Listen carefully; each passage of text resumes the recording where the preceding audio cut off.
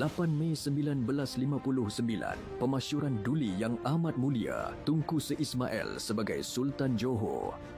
Pada hari ini, dalam tahun 1959, Duli Yang Amat Mulia Tunku Sri Ismail, Tunku Mahkota Johor dimasyhurkan sebagai Sultan Johor dalam satu istiadat yang diadakan di Dewan Singgasana Istana Besar, Johor Bahru, Johor.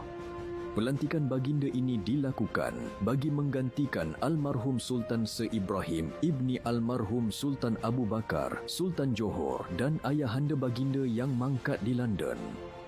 Baginda mengangkat sumpah di hadapan Yang Amat Berhormat Ungku Ismail bin Abdul Rahman, Pemangku Menteri Besar, sambil disaksikan oleh pegawai-pegawai kanan Kerajaan Johor.